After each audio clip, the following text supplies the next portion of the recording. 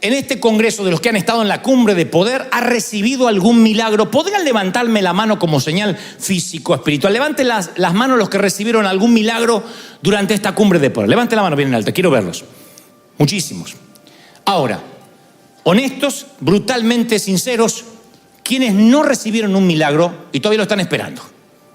Bueno, le pregunto a los que recibieron milagro y a los que no, ¿Dios es bueno? Claro, para que le recibió milagro, sí, es buenísimo. ¿Y el que no? Dios es bueno solo cuando el resultado lo es. Cuando alguien se sana de cáncer decimos, Dios es bueno. Y cuando alguien queda con el cáncer dice, no, mire, todavía la metástasis está allí. Dios es bueno. Si Dios nos prospera y nos aumenta el salario, Dios es bueno. Y cuando no, hay enfermedades que se van así, hay otras que no. Dios sigue siendo bueno, Dios sigue estando en el trono. Dios es el día, Dios está en la recesión como en la abundancia. Dios está contigo cuando estás en la lista buscando empleo, en la fila, o cuando sales del supermercado con el carrito repleto de mercadería. Dios es el Dios de los graneros y el Dios de las hambrunas. En la vida que nuestras convicciones quedan amenazadas, lo que creemos. Porque de pronto hablamos de un Dios que sana, venimos a la cumbre de poder y vemos a los hombres de Dios hablando de un Dios que sana, un Dios que liberta, un Dios que quita la cautividad, y de pronto a nosotros nos pasa eso que decíamos que le pasaba a otros. Yo siempre pensaba que la muerte era un intruso que le pasaba a la vecina de la esquina para la vuelta. Hoy te doy cátedra de la muerte. Tuve que dejar ir a mi mamá, a 2 hermanos míos, uno de 46 años, muerto por un infarto fulminante. Hoy entendí que la muerte es parte de la vida, que no había garantías, que la eternidad era de este lado del sol. Pero entonces uno se llena de preguntas. ¿Quién no sale de un panteón preguntándose por qué? O de la sala de cuidados intensivos, mientras que uno ve a quien ama con sueros intravenosos y respiración asistida, se pregunta ¿y por qué? Y esos por qué a veces pensamos que tenemos que tener la respuesta porque están en la Biblia, y a veces hasta la Biblia no nos pareciera no darnos respuestas a los interrogantes. Y esas preguntas no podemos ignorarlas para siempre. Pero en un momento sentimos que Dios nos falló y decimos, Dios, no cruces mi límite. Así titulé el sermón de hoy para que no te lo olvides nunca. Dios, no cruces mi límite, porque nosotros pensamos que podemos trazar un límite donde le decimos, yo, Señor, te voy a servir. Lo que sí no voy a soportar es que le pase algo a mis hijos. Bueno, yo te voy a servir, pero que el amor de mi vida se quede conmigo. Yo te amo, pero que la suegra viva para siempre en Tijuana y no pueda cruzar. Y no va a pasar eso, pues la va a traer un coyote. Dios, no cruces mi límite. Lo paradójico es que nosotros trazamos una línea o firmamos un contrato unilateral. Decimos, no, es que yo tengo un trato con Dios. Yo he escuchado gente decir, yo tengo un trato con Dios. A mí me gustaría preguntarle a Dios si tiene un trato con Él. Porque pensamos de un modo unilateral donde decimos, bueno, yo firmé que hasta acá es mi límite y Dios no lo puede cruzar. Y un día Dios lo cruza. Un día Dios decide cruzar todos nuestros límites y nosotros nos quedamos en un mar de dudas. Porque decimos, yo pensé que Dios no me iba a fallar en esto y técnicamente, escrituralmente no te falló. Pero este es el tema al que yo quiero llegar. La duda no es necesariamente que somos necios. Yo he escuchado a algunos decir que la duda es lo opuesto a la fe. No, la duda yo creo que es la oportunidad de tener fe. Las dudas son parte, es un aspecto necesario de la travesía, del viaje. Vive lo suficiente y tendrás dudas. Todos tenemos dudas. No hay nadie que se haya casado sin un suspiro de duda. Cuando te dice, especialmente en la enfermedad y en la salud, en la vida o en la muerte, uno dice, hasta la muerte. Hay dudas. La mamá tiene dudas cuando se embaraza. Y va a hacerse la ecografía.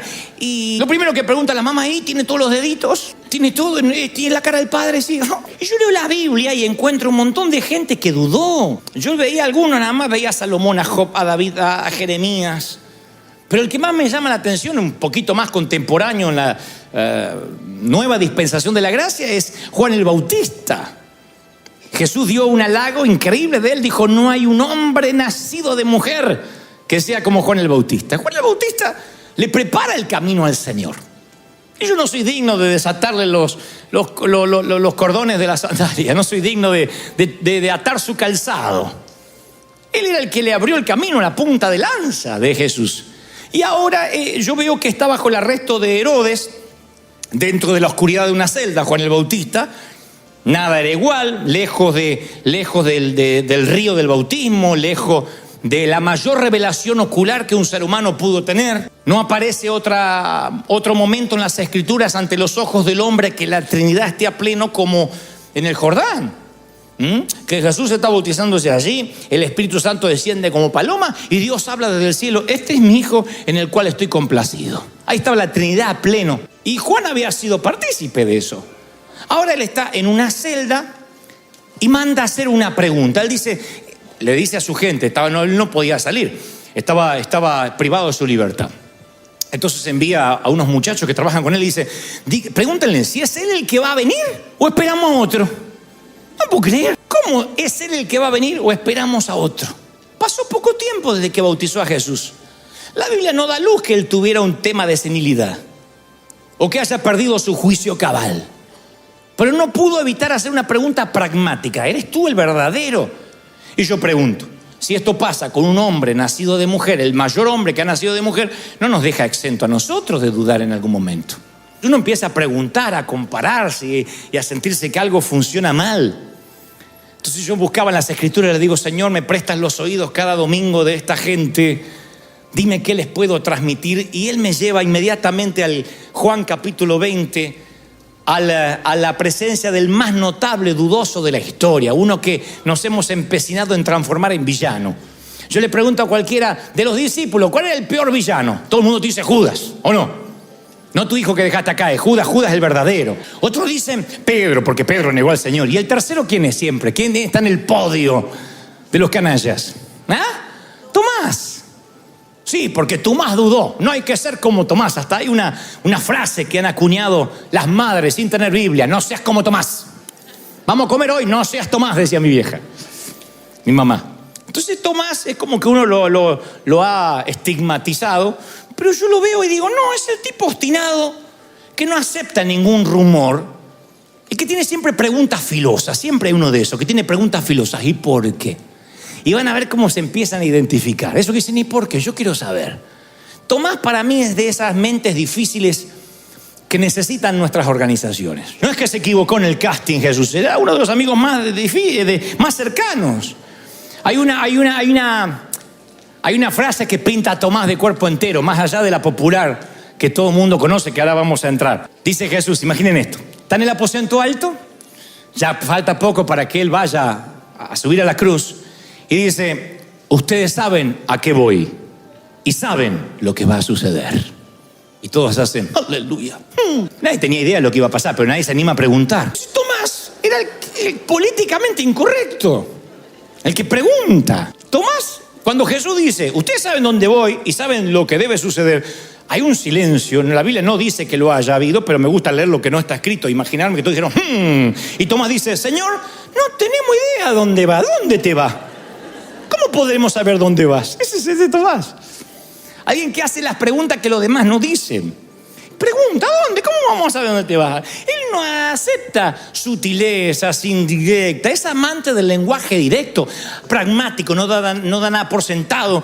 Pero no es descreído, porque Tomás había estado en todos lados con los 12. Había caminado, había visto a Jesús caminar sobre las aguas, había visto resucitar a Lázaro, corran la piedra. Él había sido testigo ocular. No es un tipo que se unió al grupo más tarde. No era Saulo de Tarso, que dice: yo no era contemporáneo de Jesús, pero no caminé con él. Este estaba ahí. Entonces uno puede ver milagros y tener preguntas. Entonces cuando uno se queda con las dudas, a veces se siente mal por dudar. Y yo veo a alguien entre los discípulos que duda. Ahora, claro, la duda se desarrolla en soledad. Jesús apareció a sus amigos y Tomás no estaba. Eso es algo muy significativo, por cierto.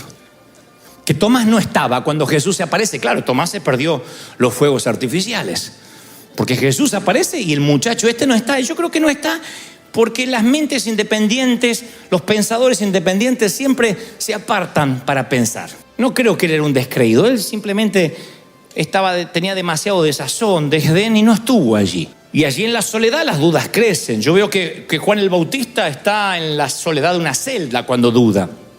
Y las dudas son como los hongos en las bodegas.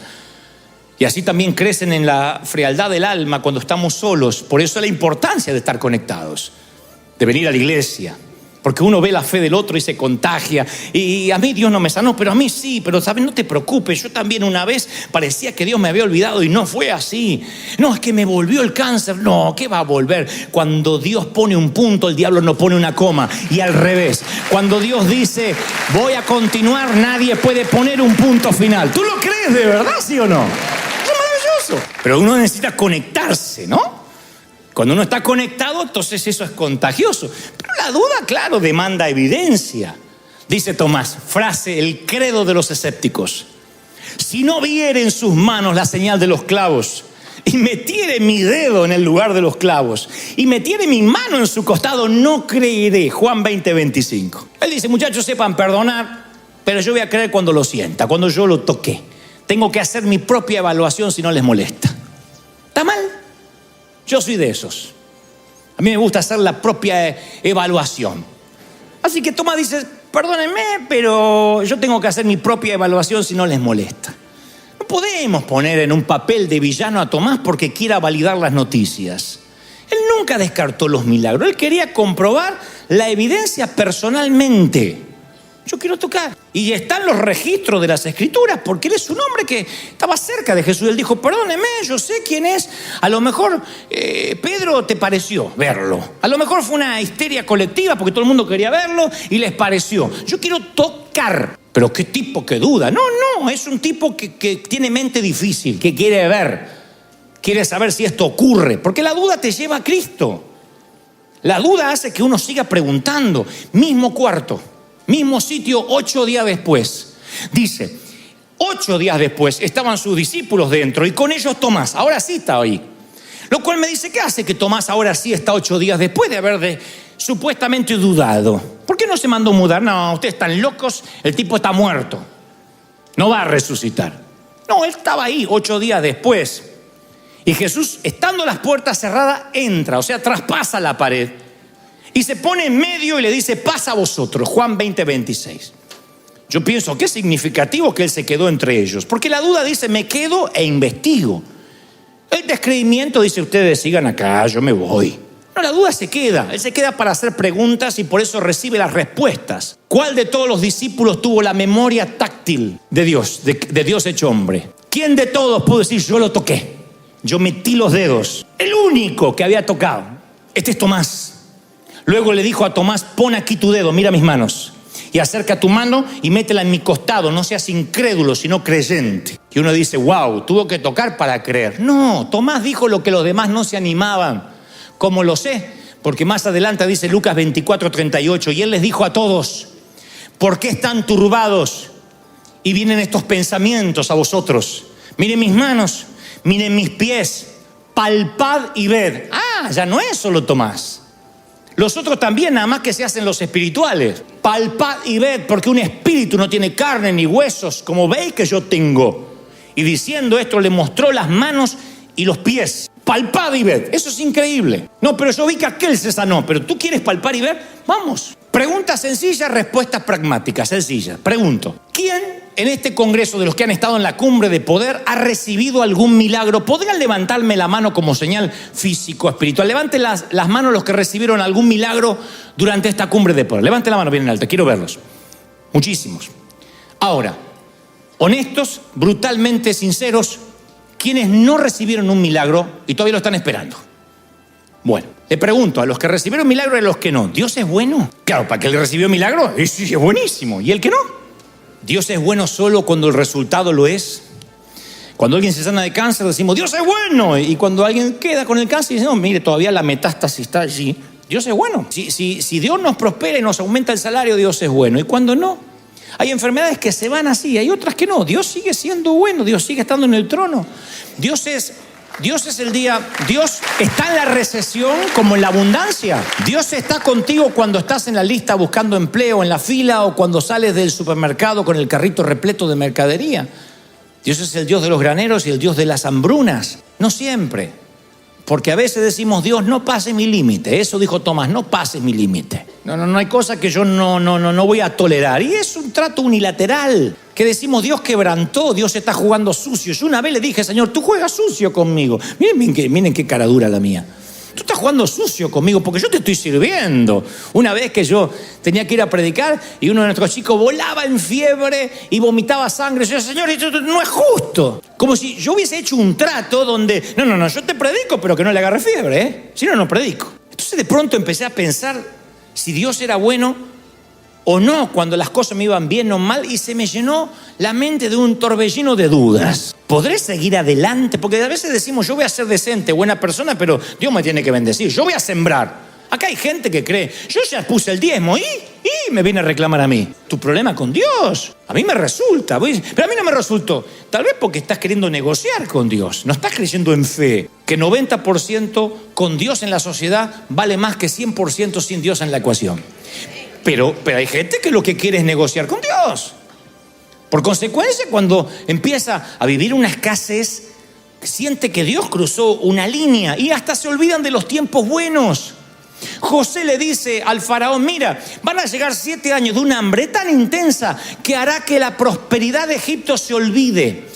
La hambruna será tan grave que borrará el recuerdo de los años buenos. No me digas que no te pasó en algún momento de la vida, que se te borraron los recuerdos buenos. De pronto Dios te saca de un cáncer, después hay una gripa que no se va. Pero ¿qué pasa con Dios? No entiendo. ¿Cómo se te olvidan los años buenos? La mayoría vino con maletas, si es que trajo maletas. La mayoría no teníamos dónde dormir el primer día. Algunos, los más sofisticados, dormían en un colchón inflable. Y ahora no puedes pagar una tarjeta de crédito. Yo no entiendo qué está pasando con Dios. A veces la hambruna no te deja ver los años buenos. Y los años buenos, Él recuerda. Israel te hace ver que la fidelidad de Dios no cambia, es el mismo ayer, hoy y por los siglos. Dios no perdió la confianza en ti. Dios no te deja. ¡Aleluya! Alguien tiene que decir amén. Por eso yo llené de fotografías así mi oficina y yo dije la vez pasada, pueden que piense que sea un orgulloso, pero a mí me ayuda a pensar, mira acá, yo tenía 22 años y no tenía dónde caerme muerto y Dios solventó el estadio. Mira, acá Dios volvió a confiar en mí. Mira la cara que tenía, cómo la gente me iba a escuchar. Y sin embargo Dios confió en mí. Eso es lo que me alienta a volver a confiar, a seguir confiando en Dios y no en una planilla de Excel. Eso es lo que hace que un contador no determine mi visión, que los gastos fijos no determinen mi visión. Dios es el mismo ayer, hoy, por los siglos, en México, en Colombia, en Argentina, en los Estados Unidos. Es el mismo. ¡Aleluya! Y no cambia. Y ese Dios no tiene jurisdicción en América Latina. Cruza las fronteras, porque la jurisdicción divina viene, el paraguas está sobre épocas de abundancia y sobre épocas de escasez. Si no, el apóstol hubiese dicho, yo sé vivir en abundancia, menos mal que ya no vuelve la escasez. Él dice, sé vivir en escasez y en abundancia. Hotel 5 estrellas y cama llena de cucarachas. Y en ambas estoy entrenado. Ambas están bajo la jurisdicción divina. ¿No es esa la explicación de Romanos 8:28?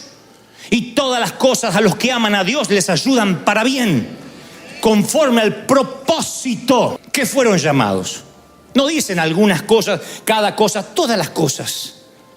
O sea que a lo mejor el suceso aislado es malo, pero siempre el final redime la historia. En una película el final redime la historia. A menos que sea Romeo y Julieta de Shakespeare, el final, Rocky le pegan toda la película. Y al final dice, no siento la campana. Y la última trompada voltea al ruso. Y uno se alegra porque el final redime la historia. Los sucesos aislados son el collar de una vida común.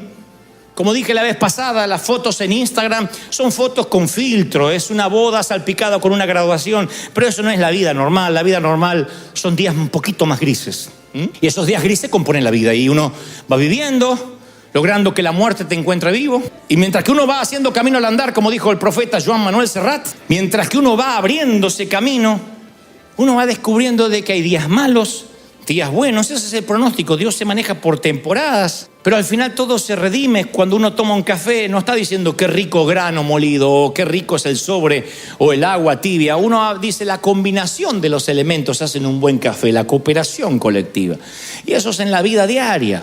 Por eso uno tiene que ser honesto con sus dudas.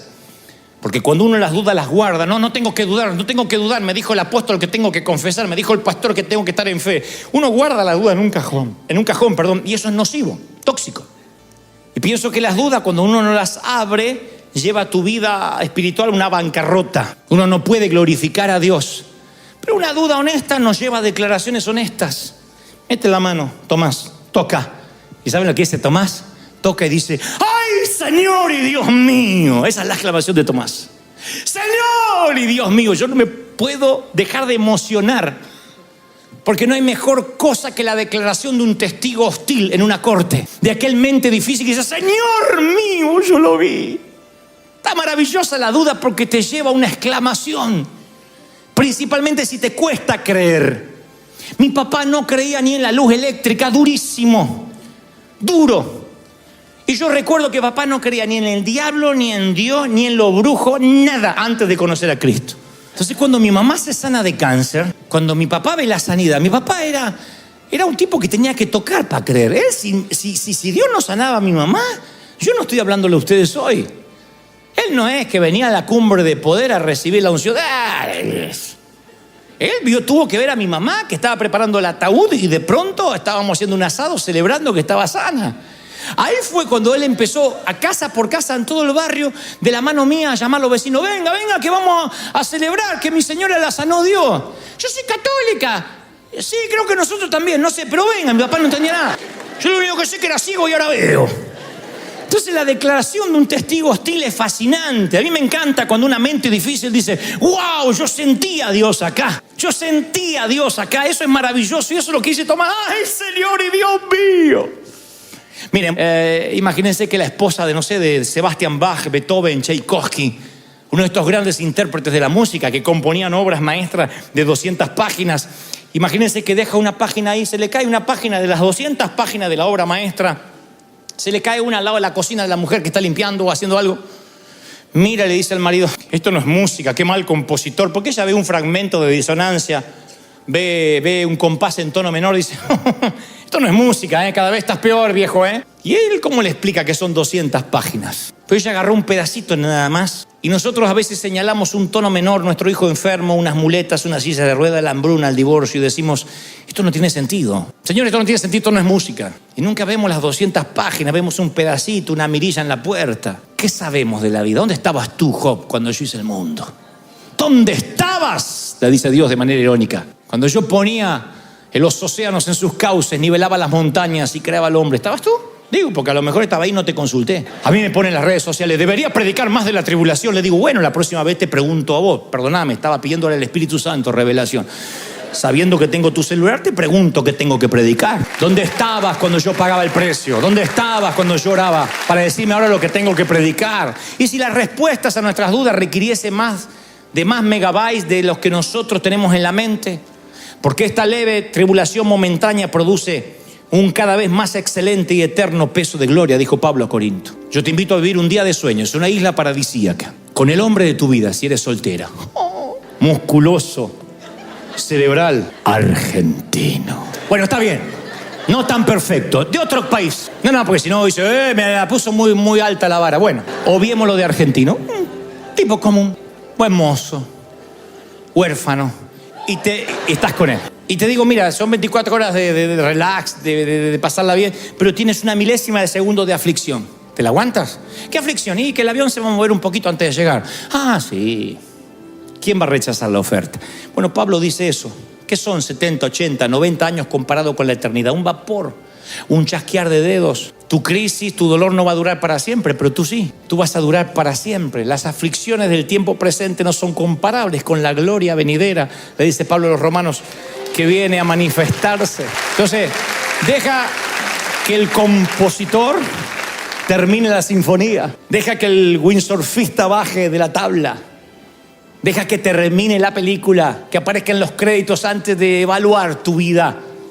¿Cuál es el pronóstico entonces, señoras, señores? Días malos, días buenos, días de granero, días de hambruna, pero Dios está todos los días. El Señor es el Señor de Pablo y el Señor de Tomás. El Señor de Pedro que duda y hasta el Señor de Judas. Él es el Señor de todos. Hay días buenos, hay días malos y ambos se cumple su voluntad. Y Dios sigue siendo bueno. Entonces, si termina la cumbre y alguien se va con el desazón de: a mí Dios no me habló, no me tocó, es que no me llamaron al altar, justo ahí me fui. Dios es tu Dios, es el Dios de estos Tomás, de las mentes difíciles. Y esta no es una iglesia cualquiera de gente playita, de gente superficial, que viene uno y dice 2 o 3 palabritas sin Biblia y ustedes, corren. Esta es una iglesia donde Dios nos da palabra siempre, sustancial, palabra sólida. Entonces nos vamos haciendo, no más cerebrales, pero nos vamos haciendo más Tomás. Que nosotros queremos tocar, queremos ver, queremos palpar. Y si tú quieres palpar la prosperidad, hay que sembrar, porque tú, si la quieres palpar, vas a tener que dar. Así la palpas. Yo quiero ver que Dios me bendiga como a todos eso. Bueno, da como nosotros hemos dado y la vas a palpar. Vas a ver que sí. Yo quiero que Dios me use así. Bueno, paga el mismo precio que todos estos hombres que han desfilado por aquí, y entonces vas a palpar la misma gloria. Palpa, toca, ve, paga el mismo precio. No vivas del precio ajeno, de la espiritualidad prestada. No vivas siendo un nieto. Sé el hijo de Dios. Haz tu propia historia. Baja de tu propia barca. Camina tu propio sendero. Dale un aplauso al Señor de señores. Si crees que Dios habló, vamos, celebra con el mejor aplauso para cerrar la cumbre de poder. Vamos, dale un aplauso que tiemble Anaheim. Dale el mayor aplauso de la historia. El Rey está en casa. Gracias por llegar hasta el final. Si esta palabra tocó tu corazón, te animo